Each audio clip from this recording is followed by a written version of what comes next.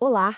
Hoje a gente vai mergulhar de cabeça num dos momentos mais dramáticos da Bíblia, o encontro no Monte Sinai.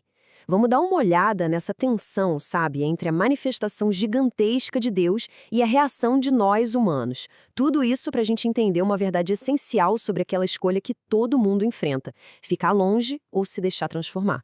Pensa só na cena. Trovões, relâmpagos, o som de uma trompeta que era ensurdecedor e a montanha inteira coberta de fumaça. A reação do povo foi na hora, foi visceral, tremeram de medo e esse é o ponto-chave, eles ficaram de longe. É exatamente essa reação que vai ser o nosso ponto de partida aqui. Então, vamos lá. Seção 1, a manifestação no Sinai. E para começar, a gente precisa entender uma coisa muito importante. O que rolou ali no Sinai não foi só um show de luzes, um espetáculo, nem um culto super emocionante. Tinha algo muito mais profundo acontecendo. Aquilo ali era um marco de uma aliança. Sabe, Deus não tirou o povo do Egito só para livrar da opressão, não. Ele tirou essa galera para formar uma nação, para mostrar quem ele era. A grande intenção ali era estabelecer um relacionamento de verdade, uma aliança profunda. E a sequência dos fatos aqui, nossa, ela diz tudo. Primeiro, veio a palavra, os 10 mandamentos. Só depois veio toda aquela manifestação de poder, com trovões e relâmpagos. Ou seja, a glória não era o evento principal, entende? Era, na verdade, a confirmação da autoridade da palavra que tinha acabado de ser dita. Ok, e é aqui que a gente chega no coração da nossa conversa. A diferença fundamental entre dois tipos de medo. Preste atenção que agora vem um negócio muito interessante. Um paradoxo total nas palavras de Moisés. Ele chega e fala: gente, não fiquem com medo. Mas logo em seguida, ele diz que o temor a Deus estaria com eles para que não pecassem. Ué, como assim? Não é a mesma coisa? Pois é, e aqui a gente vê a diferença.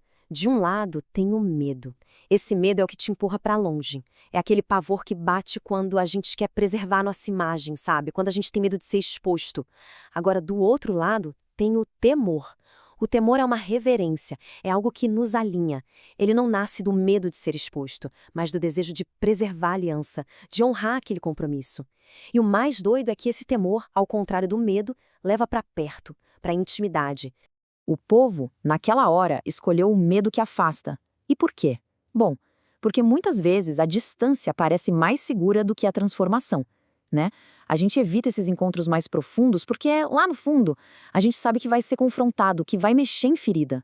Uma manifestação de Deus como aquela joga luz justamente naquilo que a gente prefere manter escondido. E essa dinâmica toda nos leva a duas grandes realidades de qualquer jornada espiritual. Os momentos que a gente pode chamar de trovão, aquelas manifestações super intensas, e os períodos de silêncio. O trovão, essa manifestação da glória, ele vem para testar o nosso coração. Ele bate de frente com o nosso orgulho, com a nossa mania de achar que a gente se basta, com aquela rebeldia que a gente nem fala, mas sente. O trovão revela exatamente o que precisa morrer dentro da gente, para que a aliança possa de fato viver. Ok, mas e quando não tem trovão? E quando parece que não tem ninguém ouvindo? É aí que entra o silêncio. E o silêncio testa outra coisa completamente diferente: a nossa perseverança. É no dia a dia, na rotina, quando não tem arrepio, quando não tem experiência maluca, é aí que se revela o verdadeiro motivo da nossa busca. Pois é, o teste do silêncio revela uma verdade nua e crua. O que a gente ama é a presença, ou é a experiência da presença. A fidelidade continua quando não tem ninguém batendo palma? A busca continua mesmo quando não se sente absolutamente nada? É nessas horas que a verdadeira devoção se mostra. Para a gente entender isso melhor, vamos colocar lado a lado as duas reações lá no Sinai. A do povo, que ficou de longe, e a de Moisés, que foi para perto. O texto termina com essa imagem fortíssima. De um lado, o povo, a uma distância segura. Do outro, Moisés, entrando naquela nuvem escura onde Deus estava. A pergunta que fica é: por que só ele? Por que só ele conseguiu entrar? A resposta está na bagagem de cada um. O povo conhecia Deus pelos grandes milagres, né? O mar que se abriu, o maná que caiu do céu. A base deles era a experiência coletiva. Já Moisés? Moisés tinha um histórico de intimidade no privado, lá na sarça ardente, por exemplo. A base dele era relacionamento.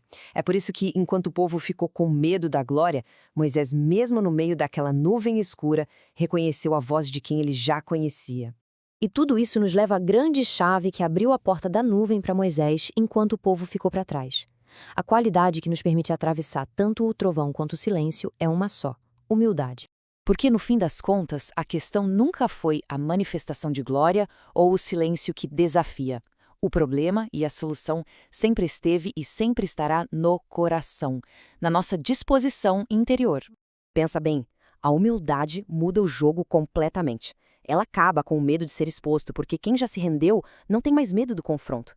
É ela que nos sustenta no silêncio, porque quem é humilde não fica exigindo um sinal a cada 5 minutos para continuar crendo. É a humildade que nos dá força para continuar fiel e para escolher o arrependimento, em vez de ficar tentando salvar a própria pele.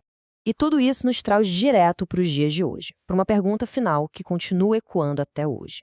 Se a gente olhar bem, hoje existem essas mesmas posições. Tem a galera que vaza na primeira vez que é confrontada, tem o pessoal que só busca as experiências intensas, os caçadores de trovões, que vivem pelo próximo arrepio, e tem aqueles que ficam, que permanecem fiéis tanto na hora da glória quanto na hora do silêncio.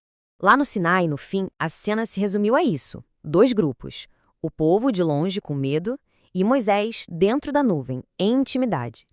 Essa imagem é tipo o resumo perfeito da escolha que todo mundo, uma hora ou outra, precisa fazer.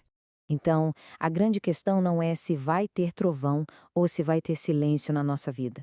Isso vai acontecer. A pergunta que fica dessa análise é: quando a presença de Deus se manifestar, qual vai ser a escolha?